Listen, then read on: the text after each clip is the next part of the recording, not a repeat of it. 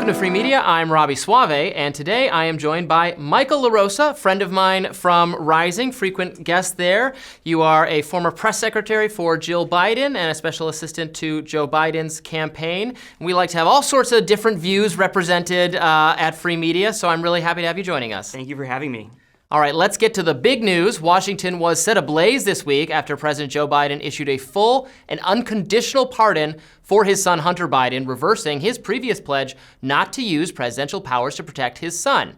Now, Hunter Biden faced charges for lying on a gun purchase form in Delaware and pleaded guilty to tax evasion in California. In a statement, Biden said, "Today I signed a pardon for my son Hunter. From the day I took office, I said I would not interfere with the Justice Department's decision-making, and I kept my word, even as I have watched my son being selectively and unfairly prosecuted." But leave it to the mainstream media to downplay this issue. No matter what you think of this pardon, the coverage of this is as if, you look at what has happened on the Trump side, especially if you even parallel pardons that Trump has done himself. It's just always it seems so hysterically imbalanced. When you read how they're covering this, and then you look at the things that are happening on the other side, it is, again, completely out of step. Yes, Donald Trump has pardoned many people during his time in the White House, 143 to be exact, including many high-profile figures. Here's Charlemagne the God explaining what he thinks is most frustrating about President Biden pardoning his own son, when Democrats claim to have a moral high ground and then do something like this. Hunter was singled out because he broke the law. That's number one. He was singled out because he had an illegal gun and tax evasion charges, not because he was the president's son. And I honestly don't care. I just want Democrats to stop acting like they are on this moral high ground politically when they have shown us they're not, whether it's skipping the primary process when Biden stepped down and things like Biden pardoning his son. Stop acting like y'all the pure party and Republicans aren't. And it also shows me elected officials can do whatever they want as long as they have the political will and courage to do it. So, you have worked closely with the Bidens in the past, and I just believe in debate. It's no fun to just be agreeing on everything. So wanted to have someone on who could, make the case. How do you respond to an argument like that this is, a powerful and politically connected figure who is now getting a favorable treatment, is getting out of these criminal charges in a way that would not apply to someone similarly in this situation? Well, we have an incoming president who is also not going to be held account for any of his legal actions. Mm-hmm. So it's really hard to chastise a private citizen who was pardoned for doing far less. Well, look, I don't feel strongly about the gun form charge, which we discussed a little bit on Rising. A colleague of mine here at Reason, Jacob Sullum, wrote a very convincing article about how this statute has been used and abused. I support Second Amendment rights. I support drug decriminalization. I think drugs are a medical issue, not a criminal issue. Yeah. So I don't really have a problem with that part of the criminal conviction being struck away. Honestly, I probably think anyone else who was convicted under that should probably also be pardoned or commuted, and we will talk about that in a minute, what Biden can maybe do for other people suffering from drug addiction who are behind bars under policies that he's, supported. But there's that, and then there's the tax stuff, and then there's the question mark stuff, the trading on his family name and whether he attempted to involve his father in that. I don't think there's evidence that Biden did get involved, but it looks like Hunter tried to rope him into that. And we've closed the door to any inquiry along those lines. Okay, so there's a lot to address. The first part was the tax part, correct? Yes. So millions of Americans don't pay their taxes on time, and millions of Americans don't go to prison or are not the subject of a federal Department of Justice investigation. Sure. That's the truth. The problem I have with the tax charge is by the time they started to investigate Hunter, it was paid back in full.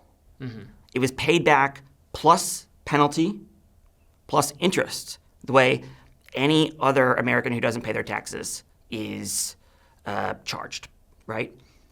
So what was the point of charging him federally, after he had paid everything back, including his fine? Like, he paid his punishment. Sure. So what are you investigating? And for 5 years, the investigators investigating this Hunter Biden, it was kind of a blank slate that they were investigating, I guess, only came back with 2 minor first-time offenses.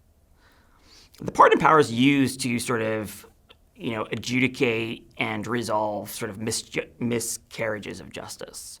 I tend to agree that this is a miscarriage of justice, just based solely on the facts of the charges. The political aspect of it, to me, is pretty cut and dry, because the charges never would have been brought. Well, does that speak then? Does that mean Trump has a point? To cards on the table, I do think he has a point, even though I'm not, the biggest fan of everything Trump has ever done, certainly. But I do take his point about the potential to weaponize the Justice Department or federal agencies and branches. That's a big thing he has run on this time. He has been himself pursued vigorously by various law enforcement agencies and branches in ways, I think, they run the gamut from very dubious to semi-dubious to maybe there's some legitimacy. Is it just maybe the case that we've hit a new normal where whoever the party in power is always going to investigate the previous guy and family and et cetera, looking for something? Because we know, as we libertarians here at this organization, we know that if you try hard enough to find someone has broken technically some law, you will always be successful, because there's so many, because of rampant overcriminalizations. You can, you cross the street the wrong way. It could be, 18 charges of conspiracy to cross the street the wrong way if they really, really go after you. Sure. Is there a point? Sure, there's a point. I will say that the one thing that should give everyone sort of like reflection is that the Biden White House and the Biden administration, even though Hunter was the target of an investigation and prosecutors born out of the Trump administration and the Trump DOJ, and that the prosecutor was a Trump-appointed Republican prosecutor, the president had the wherewithal, I think the sort of respect for the process of a government investigation to not replace the prosecutor, even though he probably should have, because of his deference to sort of the independent nature of the justice system. I think he probably miscalculated. I probably think he should have done exactly what, if he wasn't going to get credit for trying to be neutral or trying to be independent or respecting the prosecution that was, or the investigation that was already taking place, and he had the power to step in and end it, he probably should have, because we know that President Trump in his 4 years did exactly that. And we know that he will probably, well, he has said he was going to do the same thing to Jack Smith. So anyway, that's my point. I think it should give people that there are people on at least our side, like Joe Biden, who are willing to, try to be independent of the justice. Well, so we're going to agree to disagree on the pardoning, and that's fine. Yeah. But what I would like, some of what I would like to see is a lot more of the leniency being shown to Hunter now, given the pardon, on the gun and drug stuff specifically. Let's just stick with that. That is something I would like to see for a lot of people who found themselves in those situations. And I think where this is selective or it's hypocritical part on Biden comes in when, like, you were the president who presided over a continuation in policies, not unique to Joe Biden, but in continuation of drug policies and gun policies, in having marijuana still classified at the federal level as just as illicit and harmful a substance as heroin. There are people still in prisons for low-level drug offenses, nonviolent drug offenses, languishing in prison, and there's agreement even from Republicans like Trump occasionally on First Step Act and getting some of those people out of prison. I would have liked to see a lot more from Joe Biden on that, and we didn't see very much movement at all. And is that a missed opportunity given he was going to do, or he could have pardoned Hunter and also announced at the same time simultaneously a lot of commutations for people in similar drug-related circumstances. Or I'm going to press the DEA, I mean, he should have done this earlier, to change the scheduling or that kind of thing. Do you see why it's disappointing not to see that and it seems selective? Sure, but I think your voice, the outcry, the criticism, and the people advocating for exactly what you're advocating for, there's still 2 months left, or a month and a half left. I mean, traditionally, presidents aren't issuing pardons week by week. They're issuing them, maybe once every 2 years, and mostly at the end when they're leaving office. And so I think there's an opportunity to make that case to the president. And I don't see why anybody shouldn't make the case to the president. Makes perfect sense to me. I don't have a ton of opinions on it. But I don't see why not. I don't think that his pardon of Hunter is a demonstration that he doesn't want to pardon anybody else for lower level crimes.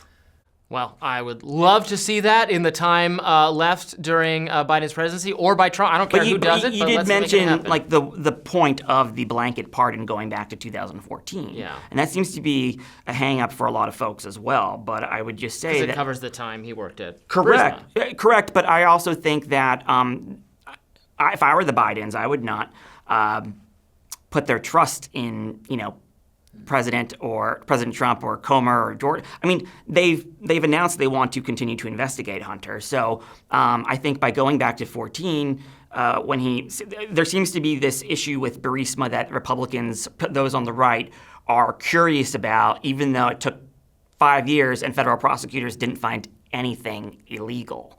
And I have a big problem because I think that we're conflating things that like influence peddling, using your last name to get ahead is as old as time. Sitting on a private board of a private company is nothing new.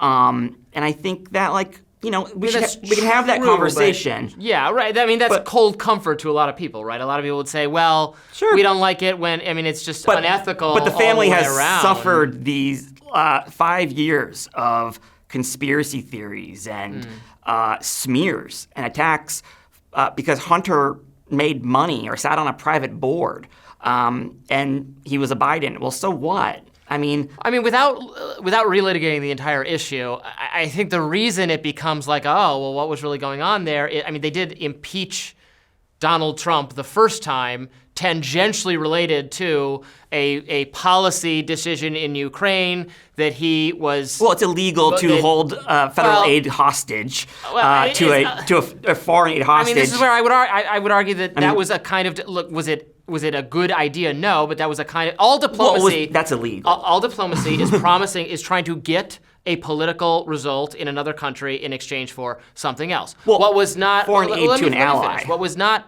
Well, we can withhold foreign aid to allies based on that ally's conduct. What was not correct, was not appropriate in this issue was it was too narrowly having to do with helping the Trump campaign. But we should, wouldn't you agree that we should withhold aid to allies if we're not, this is what the left wants to do with Israel, and not just the left, right? I don't really want to give aid to allies and then be on the hook for what their foreign policies are. But in this specific case, our ally was trying to defend themselves from a country who just invaded another sovereign country just a few years earlier. So we were trying to live up to our word. That Ukraine can do whatever they want, and we would just have to keep supplying them funding. Well, I don't think that's true, but blackmailing them, or what's the term? I don't know. Is it blackmail to say you have to follow XYZ policies or you're no longer entitled to our funding? But that's not what he did. Well, right. That's why I ultimately agree with you that it was not what should have been done. But it's not because it's wrong to withhold funding or to try to get some policy change. But I do think the constitutional, the crime part is because it was congressional law at the time. It wasn't a negotiating tactic. The aid had been approved by Congress. And so like that's where he got into trouble. The door will be closed to any further investigation on the subject, it seems to me. I think after 6 years, I think it's about time. All right, we'll have to agree to disagree. Thanks so much for participating in that discussion. Let us know what you think. And it's also Reason's Webathon week. Feel free to go to Reason.com if you're so inclined to support the great work of the journalists here. And we'll be back with more free media in just a minute.